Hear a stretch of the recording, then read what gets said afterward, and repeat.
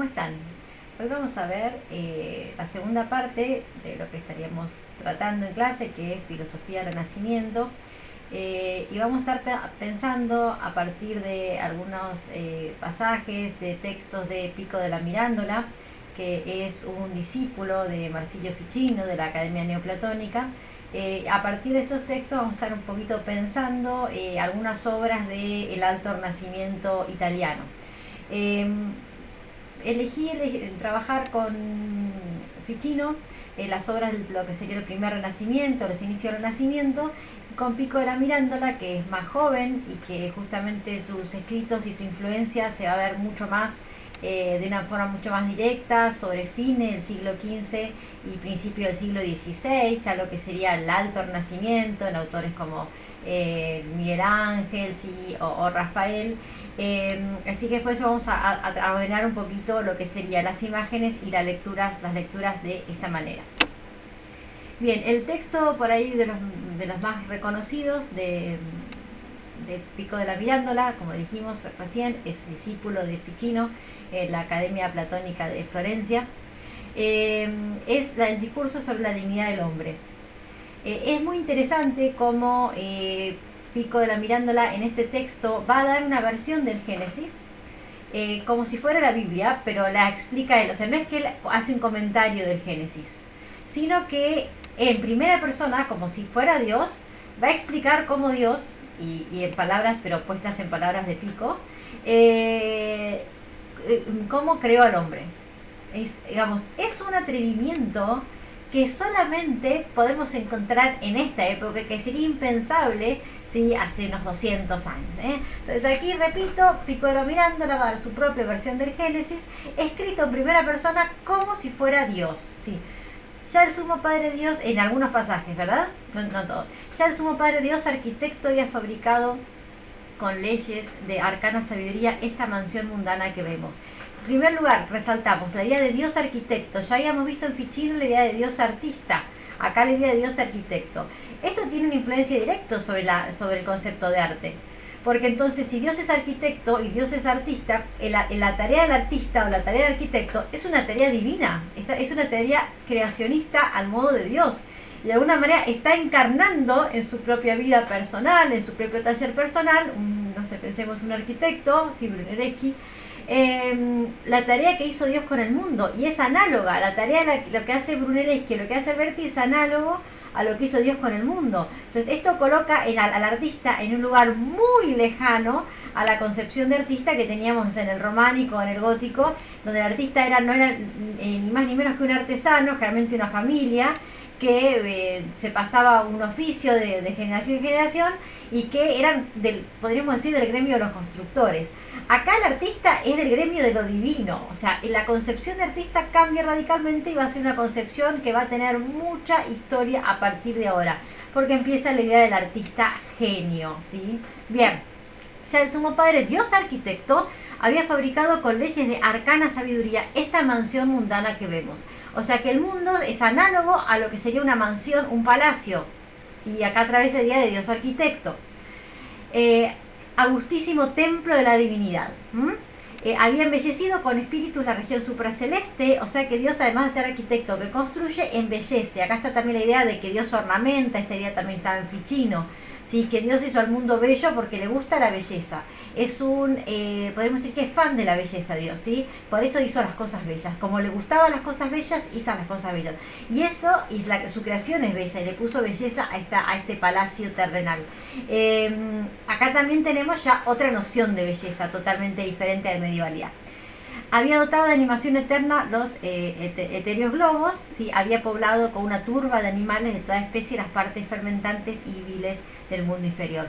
Sin embargo, consumada la obra, deseaba el artífice que hubiera alguien que ponderara la razón de tan grande obra, amara su belleza y admirara su vastedad. Por ello, cumplido ya todo, pensó por último en producir al hombre. El hombre no es una parte más de la creación, ¿sí? El hombre no es algo más, así como creó plantas, animales y humanos, sino que terminado el palacio y terminada la ornamentación, va a fabricar, va a crear, le va a dar vida, va a hacer una obra, consumada la obra, va a hacer una obra diferente que es ontológicamente diferente al resto. ¿Por qué? Porque tiene que ser una obra que admire la obra, que sea capaz de admirar la obra. Es como si Dios se hubiera fabricado un espectador. Ese alguien que anuncia al hombre y que va a habitar el escenario creado. Bueno, yo estoy sacando los textos del comentario, ¿sí?, del texto de Discurso sobre la Dignidad, que está muy interesante, está muy bien explicado. Después lo vamos a usar como texto crítico, después tienen ustedes acceso a lo que sería la fuente. Entonces tenemos por un lado la idea de Dios arquitecto, el mundo como un palacio, como un templo hecho por el Dios arquitecto, ornamentado por él, y el hombre como un lugar especial en la creación. O sea, Dios se fabrica un espectador. Ahí también pone en un lugar de supremacía la tarea del espectador. Digo, no es cualquier cosa, porque es lo que quiso que Dios hiciera el hombre. O sea, es la función, la primera idea que Dios tiene el hombre es de un espectador. Entonces el espectador y el entendedor de arte también va a estar en un lugar dentro de este reconocimiento divino, porque le pareció tan importante Dios alguien que entendiera su obra, que hizo a alguien capaz de hacerlo. Por lo tanto, el lugar del entendedor de arte también va a ser un lugar privilegiado ahora. Ya de los arquetipos no quedaba ninguno sobre el cual modelar la nueva criatura. Evidentemente Dios tenía arquetipos en la mente, ¿sí?, y ideas, y no se le había quedado sin ninguna, ¿sí? No tenía ningún arquetipo sobre el cual modelar la nueva criatura. De los tesoros, ninguno para conceder en herencia al nuevo hijo. Ya no es criatura, es hijo el hombre. Entonces, no le quedaba ningún arquetipo, o sea, ningún molde, podríamos decir, sobre el cual realizarlo, y no tenía ningún tesoro, algo especial para darle. Ni de los sitios del orbe entero, ninguno donde pudiera recibir este contemplador del universo. O sea, no le encontraba ningún sitio específico, ningún don específico para darle y ninguna forma específica para darle. O sea, Dios ya, es muy interesante la imagen acá como un Dios limitado, ¿sí? Un Dios se le acabó, ¿sí?, a Dios, ¿sí?, digamos, se quedó sin recursos. Todo estaba lleno, todo había sido distribuido en grados sumos, medios e ínfimos. O sea, no había ningún lugar para el hombre, ¿sí? O sea, ya había poblado Dios toda la tierra de criaturas y no le quedaba lugar para el hombre, que iba a ser el gran espectador. Determinó entonces, ¿sí?, la solución, el óptimo artífice, que aquel a quien nada propio dar le fuera común, a quien nada propio le fuera a dar, le fuera común todo cuanto le había sido a cada uno de nosotros. Ya que no había nada específico para darle, entonces le iba a dar, podríamos decir, todo mezclado. O sea, lo que le dio a todos los demás, en una mínima porción, el hombre lo iba a tener todo. Ya no tenía nada específico el hombre para darle, ya no tenía algo que lo hiciera característico, algo que lo hiciera una especie determinada, algo que lo caracterizara de forma individual. Entonces le iba a dar todo cuanto le había sido dado a los demás. No te di a Adán ni un lugar determinado. Fíjense acá como Pico de la Mirándola está hablando en primera persona como si fuera Dios. Es su propia versión del Génesis, ¿sí? Él escribe un texto, podríamos decir algo análogo a un texto bíblico, Dios, está hablando Dios, es Pico de la Mirándola, pero Pico de la Mirándola le está poniendo voz a Dios, ¿sí? Un atrevimiento colosal. No te di, Adán, ni un lugar determinado, ni un aspecto propio, ni una prerrogativa tuya, con el fin de que el lugar, el aspecto y las prerrogativas que tú elijas, todo eso obtengas y conserves según tu intención y tu juicio. Adán puede vivir donde él quiera, como él quiera, tener la forma que quiera, según lo que él tenga su intención y sea así su juicio. O sea, ¿qué es lo específicamente humano? La libertad de elegirse y podríamos decir la libertad de construirse. Algunos ven en Pico de la Mirándola un antecedente muy remoto del existencialismo. Entonces, acá tenemos la libertad. ¿Qué es lo específico humano? La libertad, pero no la libertad de hacer lo que quiera, sino la libertad de autodeterminarse, no la libertad como libertinaje de que pueda hacer cualquier cosa. No es una libertad conductual. Lo específicamente humano es que tiene la posibilidad de ser lo que él quiera ser. Entonces tiene la capacidad de autodeterminarse o de autoconstruirse. Ese sentido de libertad, no en el sentido de libertad de que pueda hacer lo que él quiera a nivel conductual o a nivel moral, sino libertad de poder autodeterminarse. y al poder autoconstruirse, podríamos decir, elegir la forma que quiera y vivir donde él quiera, en el sentido de la construcción y de buscar en su propia especificidad. Eso es lo propiamente humano, que el hombre busca su propia especificidad. Hay un fuerte antropocentrismo en Pico de la Mirandola, que ya lo habíamos visto en Ficino, ¿sí? Comenzaba el hombre con hacer una figura que debe tomar mayor protagonista dentro del mundo escénico terrenal. Ya no hay uno más en la gradación de las criaturas, sino que ya con Ficino se va modelando el hombre como centro, y finalmente con Pico de la Mirandola esta llega a extremarse. La naturaleza definida de los otros seres está contenida en las precisas leyes por mí prescriptas. Sigue hablando Dios, es Pico de la Mirandola, pero sigue hablando Dios. Tú, en cambio, no constreñido por estrechez alguna, ¿sí? No hay nada que le ponga ensayo al hombre. Te las determinarás según el arbitrio en cuyas manos te puse. El libre albedrío consiste en que él se autodetermina sus propias leyes. O sea, es un libre albedrío extremo. Te he colocado en el centro del mundo para que más cómodamente observes cuánto en él hay. No te hice ni celeste ni terreno. O sea, el hombre, fíjense otra vez la indeterminación. No es celestial, pero tampoco es una criatura, no es un animal. No es mortal, como si fuera un buey, no muere sí del todo, pero tampoco es inmortal, como si fuera un ángel. ¿Con el fin de qué? Como árbitro y soberano, artífice de ti mismo, árbitro y soberano, fíjense si hubiéramos leído algo parecido hace 150 años, insólito. Te plasmes y cinceles en la forma que tú prefieras. Fíjense que el hombre es artista de sí mismo, se cincela. Estamos leyendo filosofía, Estamos leyendo uno de los representantes más importantes de la escuela platónica de Florencia. O sea, esto es filosofía. Y fíjense qué estrechez y qué relación tan íntima tenemos en este momento de la historia de la filosofía con el arte. Ya no es alguien que entra, digamos, no es San Agustín, no es Santo Tomás, que se queda plasmado por las vitrales góticos, sino que aquí hay, y que los comenta, acá hay una fuerte relación entre filosofía y arte. Los artistas, hay artistas dentro de la escuela platónica, y los filósofos están pensando a Dios como artista. Acá estética y filosofía llegan a un punto de intimidad novedoso, sí, hasta ahora.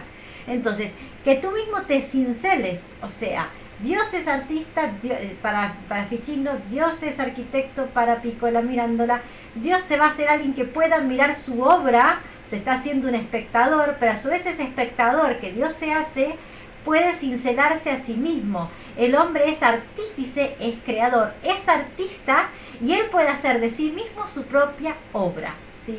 Fíjense cómo aquí es indisoluble la idea de arte y filosofía. Podrás degenerar en los seres inferiores, que son las bestias. Tiene esa libertad el hombre, ¿no? Podrás degenerar, ¿sí? En la bestialidad, en la animalidad, o podrás ser regenerado en las realidades superiores, que son divinas, de acuerdo a la determinación de tu espíritu.